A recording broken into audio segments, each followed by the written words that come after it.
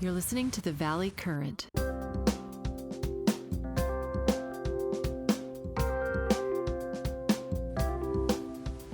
Hey, Jim, welcome into the Valley Current. You look great with your 4th of July t-shirt on. You like it? It looks like the Beatles got taken over by the Patriots or something. The founding fathers. And underneath the design is the caption, "There's going to be a revolution." You say you want a revolution. Yeah, there it is. See? Well, I have to say, what do you think there's a little copyright infringement there, or is that just fair use? Oh, if that's fair. Oh, gosh, this has to be fair use, right? It has to be some sort of First Amendment right there somewhere, right? Well, they're going to have to come and tear it off my back. I like that. That's the right attitude. I like that.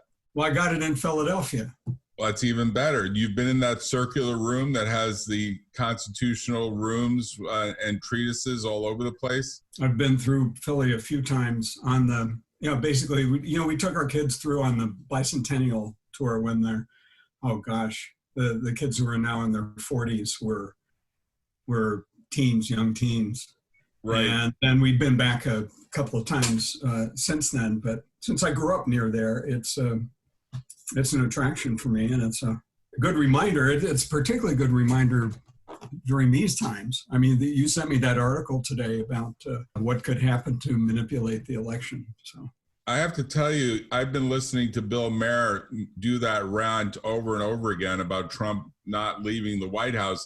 And I always thought that's crazy. But then I read that article. It was forwarded to me by a very conservative CPA who said, can this be true? Can this be possible? And I often look at the comments by the readers, and I saw a comment which had the same name as his name. His name is Steve.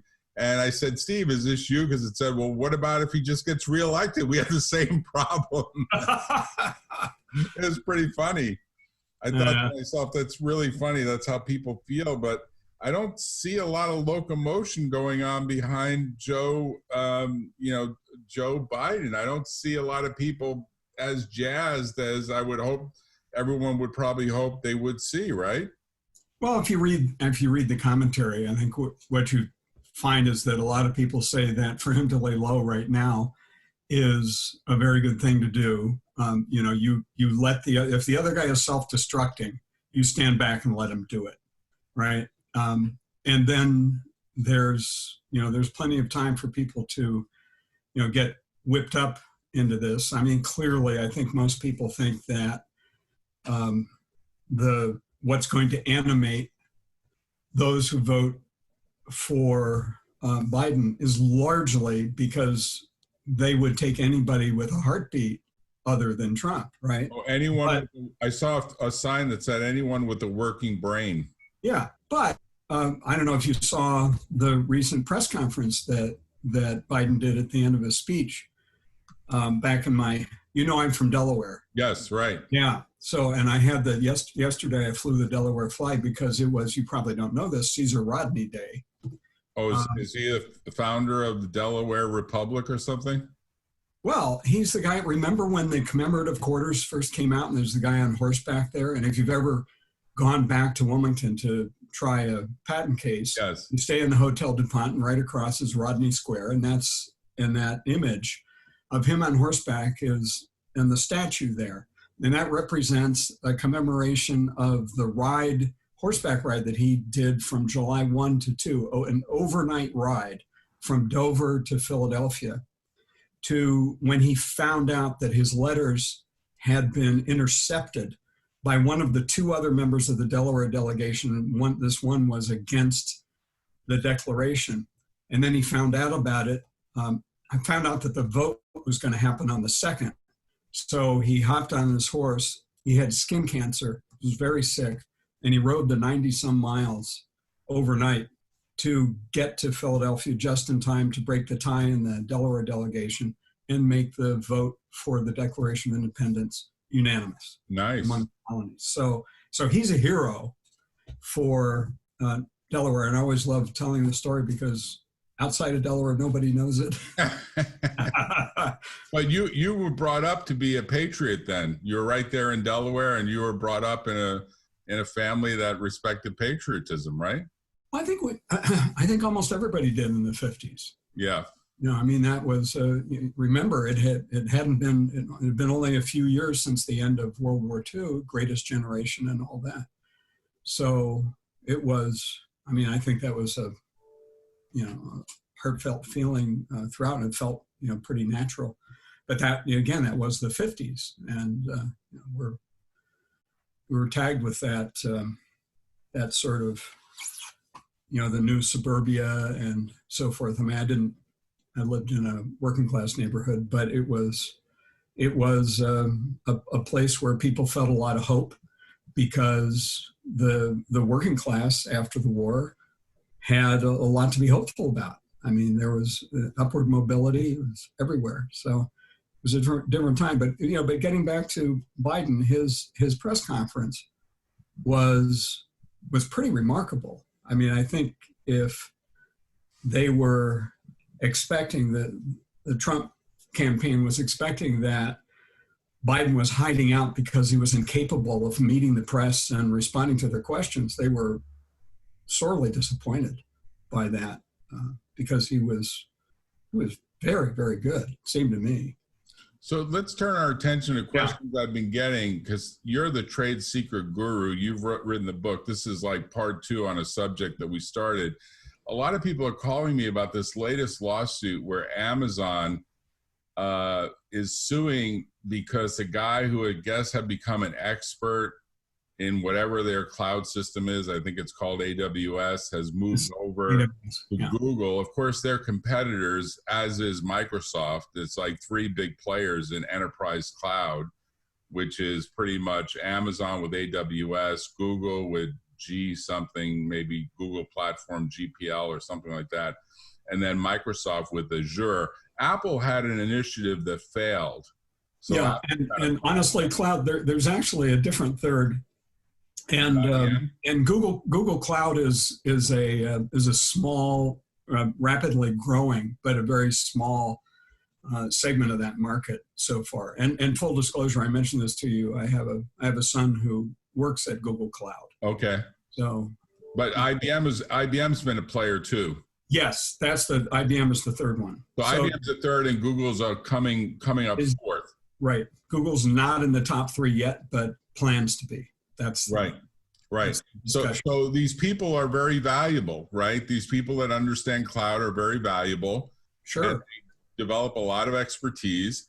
This particular gentleman apparently signed a non-compete, which is legal, I guess, in the state of Washington. I'm licensed there, but I haven't studied carefully the state of Washington non-compete law. I know generally Washington follows the state of Washington follows its own sort of views on a lot of subjects, including non-competes. And someone actually sent me a story. I think they sent it to you. Our common friend, Scott Love, sent a story, and I thought I even had it up on the screen, but I don't. I'll get it up, where they actually put sort of the picture of the guy. He's like a young bearded engineer. He certainly looks innocent. I wouldn't say he walked out the door with all the trade secrets or anything like that, other than say what's in his head.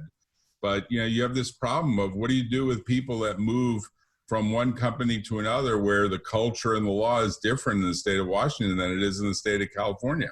I'll tell you what I advise them to do. Move first physically to California.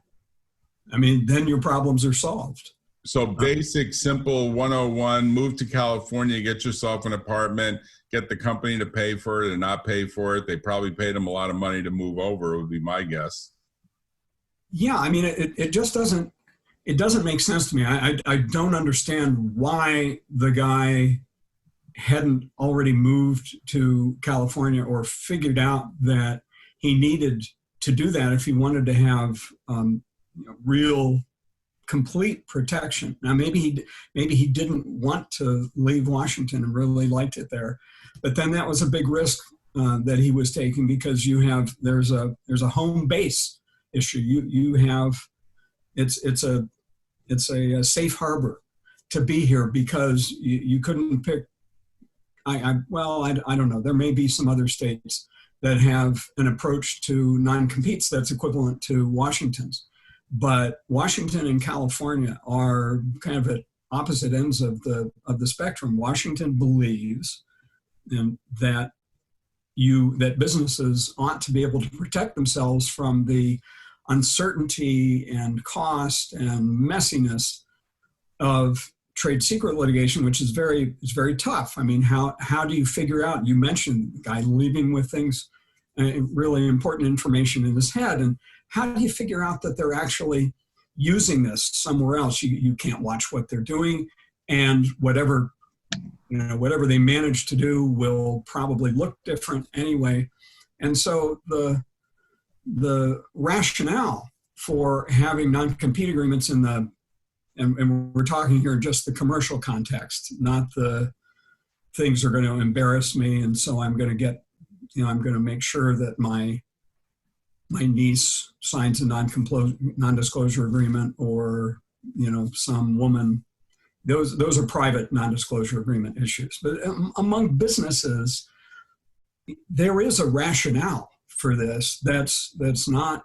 It's too hard to prevail in a trade secret lawsuit, even if you're right, because you can't prove it, you can't find out, and so it's simpler and easier to have a non-compete agreement and then kind of negotiate what the effect will be by how long it is, how broadly it will apply in a geographic sense, or within what industry, and so forth. I mean, and that's one thing the courts do, even in Washington and other states that enforce these things.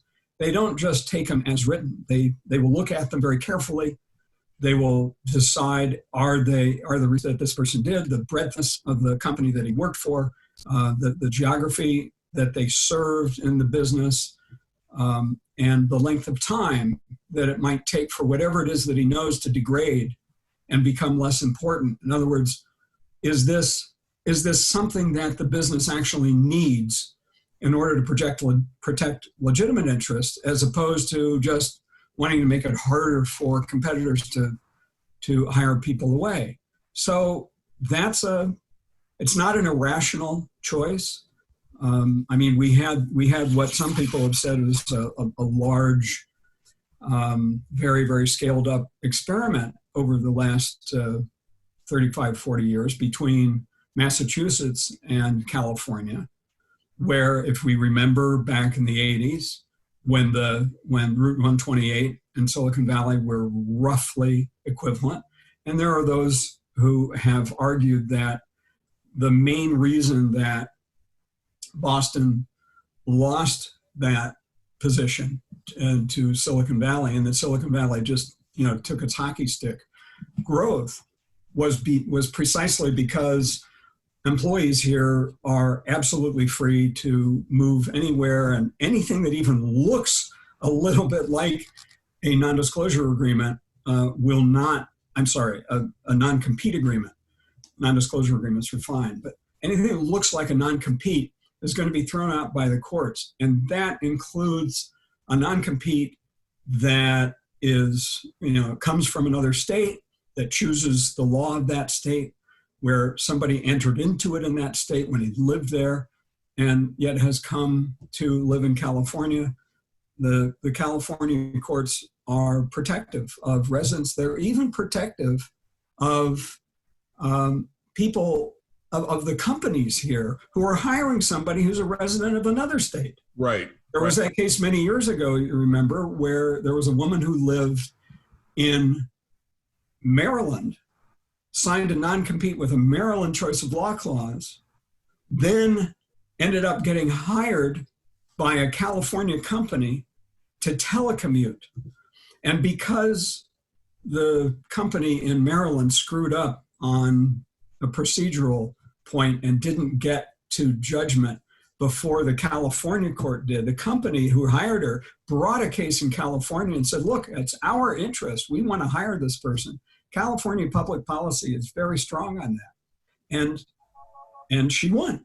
And the California court said it couldn't be enforced, even though she was still living in Maryland. Right. So here's the article. I brought it up here on the screen. Amazon sues former AWS marketing VP. I thought he was a technical guy. Marketing VP, Brian Tran, Brian Hall, after he takes Google Cloud job, and they file, of course, in state court in King County Superior Court in Seattle. And I guess, maybe there's a tax reason because there's no state income tax in the state of Washington. Maybe that's a factor. Maybe he's got kids, although kids are not in school these days, so that's not a great justification. But it says, basically they're pursuing a view that the non-compete is valid, and he's obligated to sort of stand down. I don't think they sued Google. I think they just decided to sue just him. Yeah, that's very typical. It's right, very typical. They just sue the employee, the departing employee, not the company he's going to, because, for a host of reasons, but there's no good reason usually to try to sue the out-of-state employer that's trying to bring the guy there. It just, that just means another phalanx of good lawyers that will be coming in to argue. But see here, the judge is going to look at this. Ultimately, even under Washington law, they'll look at is 18 months reasonable under the circumstances. And one of the arguments that Amazon is going to have is that, well, maybe the full 18 months is not, but look, you have to consider the kind of information that he has and the time frame that it retains value. In other words, it doesn't degrade. It's not like he only knows there's going to be a product announced next month. He knows the whole product roadmap and the anticipated design path for everything that they're doing for the next, and they'll probably trot out something that says it's at least 18 months before that information loses its value. And they probably will also have some evidence that the deal gives him some support during that time, that he won't be bereft of an income, that they'd be willing to continue it and so forth, so that they mitigate or attempt to mitigate the equitable problems. Do you think this clause should have said something like, if we optionally exercise this 18-month non-compete, we'll continue to pay you, put you on, quote, garden leave during that period? A lot of states enforce garden leave clauses, particularly if you get full salary. They sort of look at it and say, yeah, okay, you didn't get to go where you wanted to go, but you've got a year or 2 years of paid vacation. Enjoy it. It's just that those kinds of arguments, to the extent that they work, a lot of places, a lot of states in the country, judges don't, they are not inclined to enforce those sorts of things. They will sometimes employ what's called the blue pencil rule and reduce the area or reduce the amount of time and then enforce it. But in California, we have a system and an approach and a policy that sees non-compete agreements as anathema. And so this would be viewed as completely invalid in California, and any attempt to enforce it would be viewed as an unfair labor practice, right? Absolutely. And just in California, just getting employees to sign these things would be considered an unfair practice. Even if you put garden leave in it, and even if you put consulting option and a bunch of other stuff in it, as though you're enforcing a post-employment consulting deal, that wouldn't work either, right? Going back to the 80s, there have been a series of cases that says if it waddles and quacks, it's a duck. Right. They call them sham agreements that are really meant to constrain competition. So yeah, we've tried, those who have been working with California employers have tried for many, many years and to figure out, is there some way to work around this? And it's, the room for maneuver, to the extent that it ever existed substantially at all, has become virtually non-existent. Anything that looks like it has that effect to constrain competition. He should have moved to California and then given notice from California that, hey, I'm leaving. I've decided to come to COVID-free, wherever that is in California. I've left. I'm now a citizen. I've got a new driver's license. I've got a new license plate. I've got a new voter registration, blah, blah, blah. But look at this. According to his response, Hall received assurances initially from Ariel Kelman, then the AWS vice president of worldwide marketing, who told Hall that the clause was unenforceable. That's what Hall's filing says, because the clause seems to go too far, according to Kelman. And then they say, but of course, that was at a time when Kelman was there at the company, but then Kelman subsequently joined AWS rival Oracle as chief marketing officer at Oracle in January. So you got to wonder, is Amazon bleeding all of its marketing people?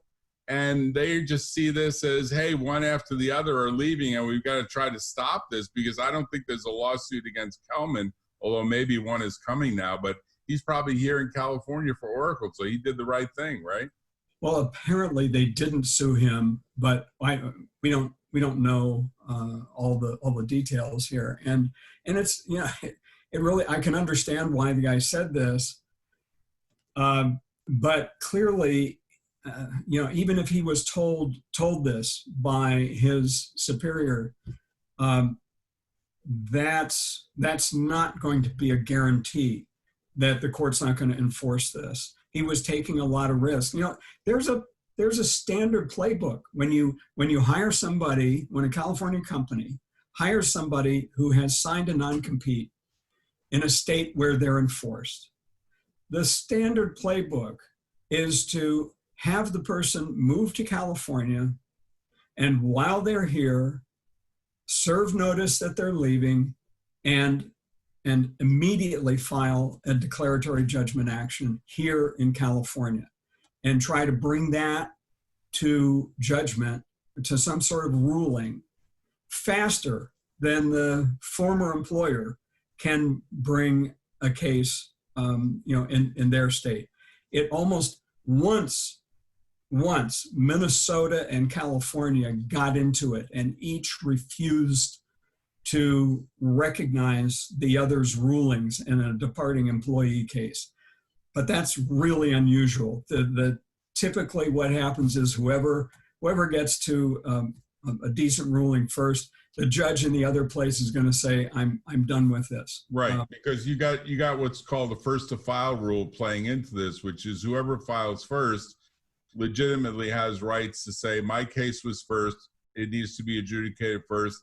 The second case is really something that should be dismissed, and any claim brought as a counterclaim in that first filed state. And if the guy is a citizen of California, he has a right under the declaratory relief statute in state court, at least, to an expedited trial.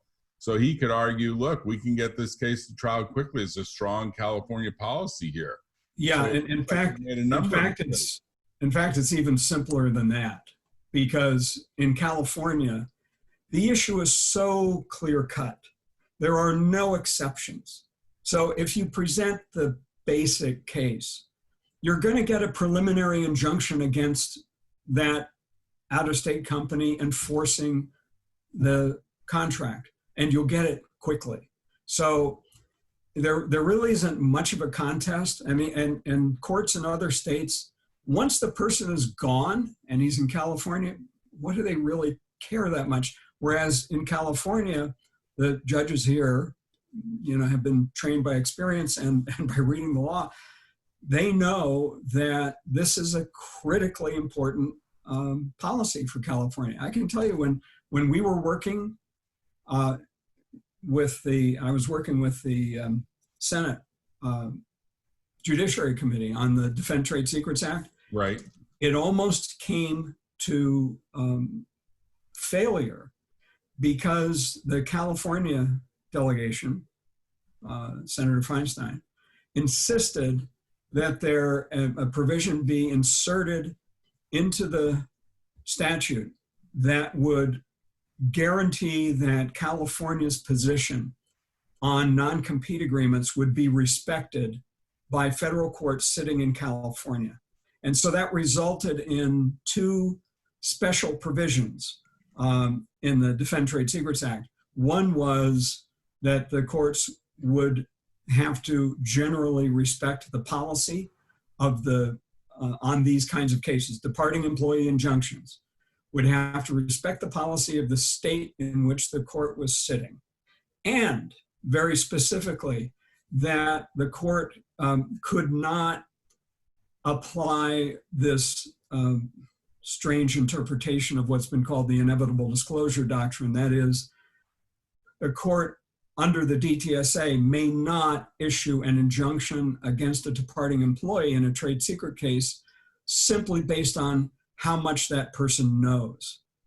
It has to be based on evidence that the trade secrets are actually in peril. And that usually means they have to demonstrate that the person behaved badly, lied, misled, stole documents. Some overt act other than that, oh, he's got something in his head or she's got something in her head. Right. You have to have evidence from which you can rationally conclude that the employee can't be trusted to follow the law and to follow their contractual obligations not to use or disclose confidential information. So that's written into the DTSA. I mean, in my view, a lot of people think that the inevitable disclosure doctrine prevents judges from stopping somebody, that enables judges to stop somebody from going to another job, kind of at their whim. And if you really examine the cases, that's really not true. Apart from a very, very small handful of a few cases, every case where this kind of thing has been applied has been a case where people have behaved badly. And in California, the inevitable disclosure doctrine, the way that people think it works, sure, it's anathema. We wouldn't, but it doesn't actually work that way.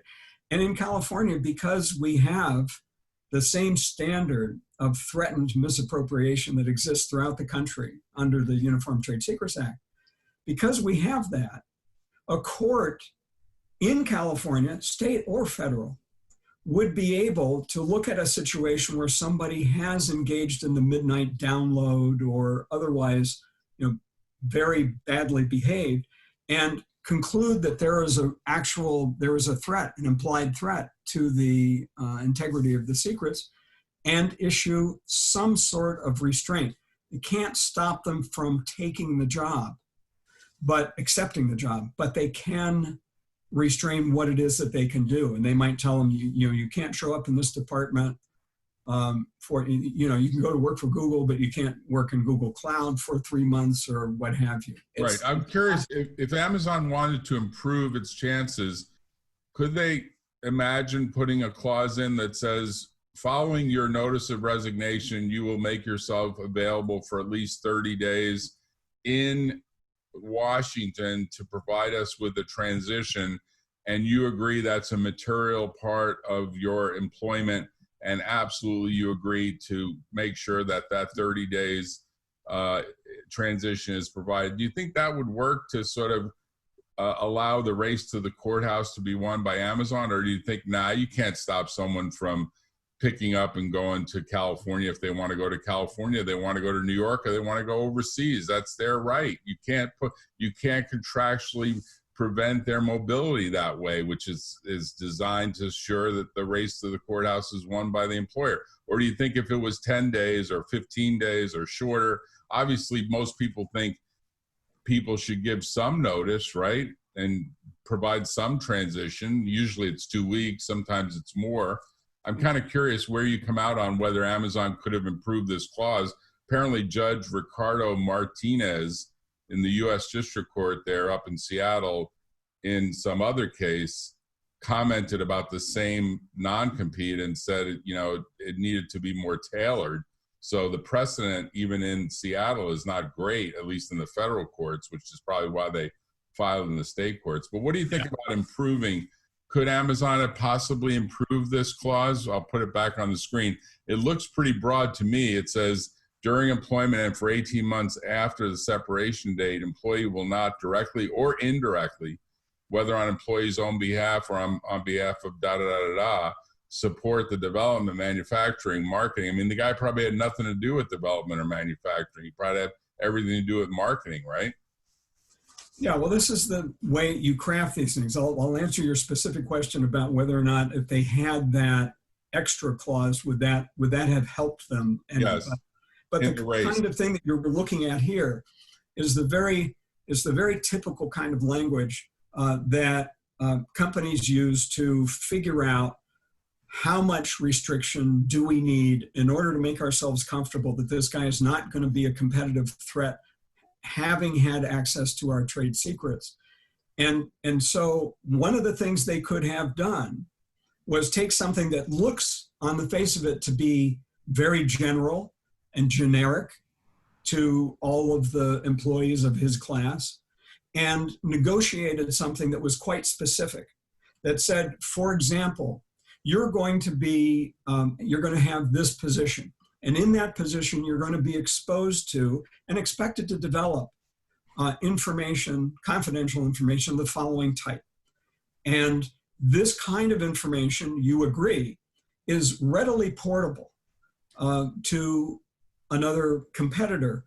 And so if you were to abruptly leave without spending time in a transition, making sure that there are adequate assurances in place and so forth, then we would be, our confidence in our trade secrets would be dashed. And so therefore, we need a non-compete period of some time. And by the way, let's negotiate how long it's going to be, how long this information is going to remain valuable and so forth. So if they made it a little more custom, that would probably improve their chances a bit. And they would have a better chance of getting enforcement than maybe they have right now, because a judge will get this and look at it and still try to apply the reasonableness filter. But what happens if they have this additional provision in there that's basically like a standstill for 30 days? Right. I think, as you point out, it's one thing to say to somebody, you will not take a job that imperils our trade secrets. It's quite another thing to say, you will stay here and not go anywhere for the next 30 days. There's a huge difference between those two. One is a prohibition against doing something that would be wrong, right? Because it puts information at risk. And the other is, fundamentally kidnapping somebody. Or like you're playing a procedural game of, we want to make sure we sue you, and we want to go into the state court saying you can't give him priority because he breached his standstill agreement. You got to throw the lawsuit out. He's not supposed to even be in California. He's got to come back. You got to push him back, put him on a bus or plane or something back to Washington. If I had been representing this guy and he had that kind of a clause in his agreement, I would say, move to California and give your notice, and then we'll file the DJ action.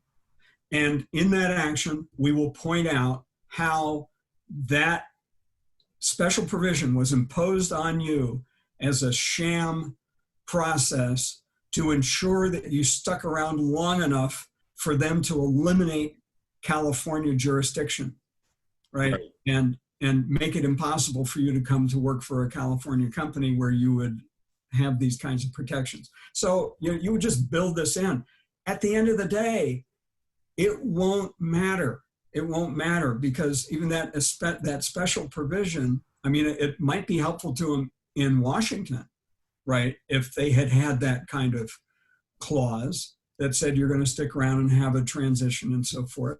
And if they manage to, and if they sue the guy in Washington, the Washington courts might be impressed by that, but California courts wouldn't, because again, it's just too it's too close to being a constraint on the free movement of labor. We decided this apparently in 1872, and it's been with us ever since. But it's been interpreted more and more strictly in the last few decades. So let's go back to your principle from part one, where you said these cases are always about a screw up. Somebody screwed up here.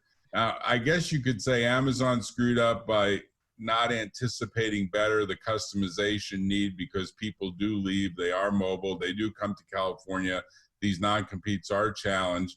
There's also a screw up here by Google, because why wouldn't they say to this guy, look, if you're going to accept our employment deal, why don't you accept it in California? We'll pay you a bonus or something to get you to move. We'll help you move. We'll cover your moving expenses. We'll get you a temporary apartment. But you can't accept this and sort of set yourself up for a lawsuit in Washington. That's pretty stupid, right? Well, we don't know that that Google didn't do that, and that the guy decided to take the risk. And again, this is not quite the same as a trade secret case, where people, as I told you the last time, every trade secret case has somebody doing something dumb. Right. And it usually consists of taking information that you're not supposed to, right? Or going out and soliciting employees or customers when you're not supposed to, that kind of thing. But here it's about the enforcement of a contract that is intended indirectly to protect trade secret interests, but it's a contract case. And so what we're fighting about is the public policy that intervenes when a company wants to assert these kinds of contracts against their employees. And so was there a mistake here? Well, I would just suggest in hindsight, if he could bring himself to accept, at least temporarily living in California and declaring himself a resident here for the time that it would take to establish his right to continue to work for Google and the unenforceability of that contract, that would have probably been a good thing for him to do. He decided, and I don't know if he was offered that opportunity, if he understood that he could do it. He may have just relied on what he thought was the assurance that he got from his former boss. Right. And somebody might say, well, gee, you shouldn't have done that, but that's only in hindsight. And right. maybe the court in Washington will be impressed by that and say, look, there's an estoppel here. If you've got somebody who's in charge of this issue, telling the guy, this is not enforceable, don't worry about it.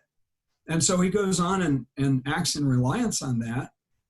I can say if you're engaged in an equitable proceeding, deciding who has the balance of fairness. Yeah, but that's still a dogfight that you don't want to be in if you could just simply have solved it. So I'm kind of curious, when you think about just wrapping up, is there some principle here that you would say, often it's just the case that people don't think through the risks that can so easily be mitigated. And that's where, say, you as a real expert, if you had spent 15 minutes on the phone with Google or this guy, you would have said, come on, this is such a simple, easy thing to do, right? Move to California and pay the taxes like the rest of us. Thank you very much. There's an overarching principle at work here, not so much a rule of law, but it's, as I've told my kids as they've been growing up, the strongest force in the universe is human denial. We justify things to ourselves, and so if we make a decision, then we put neatly in place a lot of perceived evidence to support the decision. So it may have just been that kind of a situation. We won't know. Well, Jim, thank you for your time this afternoon. You have a happy 4th of July. This is a really interesting topic. We may revisit it when we see the ruling, because there's no ruling yet that I've learned of, at least. This case is still pending. And I don't know if there's some agreed standstill in the meantime while he packs his bags and gets ready to come to California. to explain how any injunction shouldn't apply to him outside the state of Washington. That's another topic for another day, right? Yep. Yeah, we'll have to see. Okay, well, you have a happy 4th, and I'll look forward to talking with you later this month. You too, Jack. Bye-bye.